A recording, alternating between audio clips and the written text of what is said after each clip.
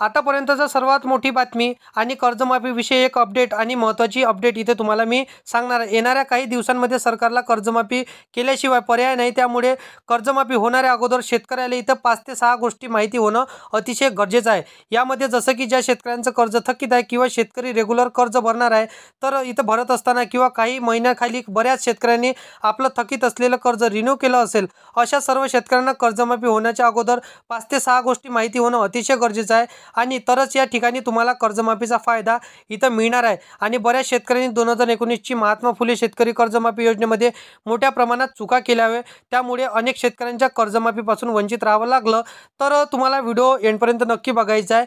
परंतु त्याच्या आधी जर का तुम्ही चॅनलवरती पहिल्यांदा आला असाल तर चॅनलला सबस्क्राईब करून साईडला दिलेल्या बेल नोटिफिकेशनला नक्की प्रेस करून ठेवा, जेणेकरून अशीच महत्त्वपूर्ण व्हिडिओची नोटिफिकेशन डेली तुम्हाला भेटत राहणार शेतकरी मित्रांनो.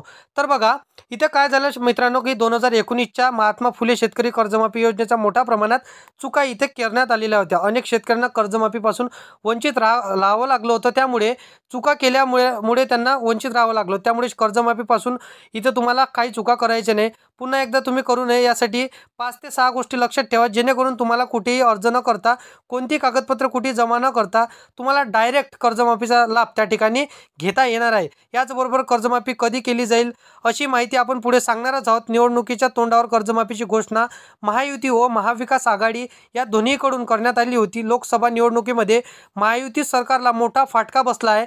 आता असाच फटका जसं की विधानसभेत बसू नये त्यासाठी देवेंद्र फडणवीसांनी प्रचारात सांगितलं होतं, आमचं सरकार निवडून आल्यानंतर आम्ही शेतकऱ्यांचा इथं सातबारा कोरा करू, शेतकऱ्याची पूर्ण कर्जमाफी करू, अशी विधानसभा निवडणुकीच्या प्रचारामध्ये देवेंद्र फडणवीस कर्जमाफीबद्दल मोठी घोषणा त्यांनी केलेली होती. त्यानंतर आता देवेंद्र फडणवीस निवडणुकीच्या अगोदर इथं सांगितल्याप्रमाणे शेतकऱ्यांचा सातबारा कोरा कधी होणार, शेतकऱ्यांची कर्जमाफी कधी होणार, असा प्रश्न अनेक शेतकऱ्यांच्या मनामध्ये निर्माण होत आहे.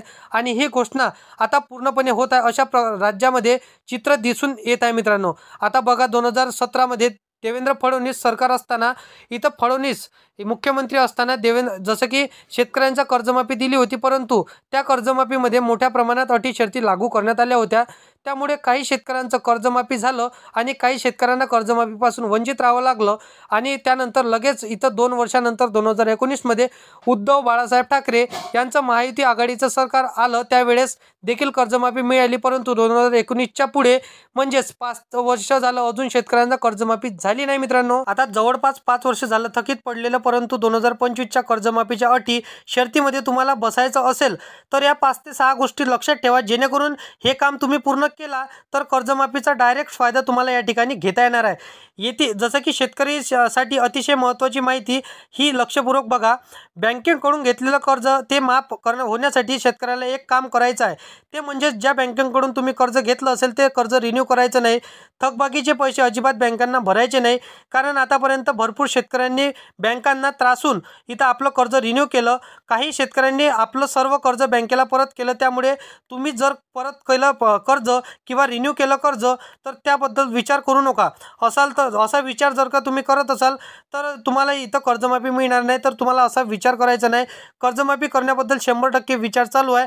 कदाचित जर तुम्ही वर सांगितलेली गलती केली असेल तर थकबाकीचे पैसे भरून कर्ज रिन्यू केला तर तुमची नियमित कर्ज भरणारे शेतकरी म्हणून अशी निवड होईल.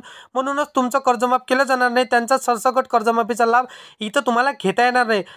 फक्त रेग्युलर कर्ज भरल्यामुळे सरकारकडून फक्त प्रोत्साहन अनुदान देण्यात येतं. हे अनुदान सरकारकडून 50,000 देऊ शकतं किंवा यापेक्षा अनुदान कमी देऊ शकतं. उद्धव बाळासाहेब ठाकरे यांचं 2019मध्ये सरकार असताना निर्मित इथं कर्ज भरणाऱ्या शेतकऱ्यांना इथं 50,000 रुपयेपर्यंत प्रोत्साहन देण्यात आलं होतं. त्यामुळे 2025मध्ये देखील नियमित कर्ज भरणाऱ्या शेतकऱ्यांना महायुती सरकार 50,000चं प्रोत्साहन नोंदीन इथं देऊ शकतं, सरकारकडे ठेवू शकतं. सध्या राज्यामध्ये इथं बघायचं गेलं तर ज्या शेतकऱ्यांनी बँकेकडून कर्ज घेतलं होतं त्यांनी शेतकऱ्यांना डबल कर्ज त्या ठिकाणी बँकेकडून घ्यायचं असेल तर बँक शेतकऱ्याला नवीन कर्ज देत नाही. त्यामुळे भरपूर शेतकऱ्यांनी बँकेवर इथं हल्ला बोलून काही केलं नाही. देखील बँकेकडून नवीन कर्ज त्या ठिकाणी शेतकऱ्याला मिळालेलं नाही. त्यामुळे शेतकऱ्या इथं सांगितल्याप्रमाणे इथं शेतकऱ्याचं कर्ज इथं कर्जमाफ होणार आहे. आणि कर्जमाफ झालं तर त्यांना नवीन कर्ज बँकेकडून घेता येईल. जवळपास कर्जमाफी झाल्यानंतर 1,06,000 कर्ज नवीन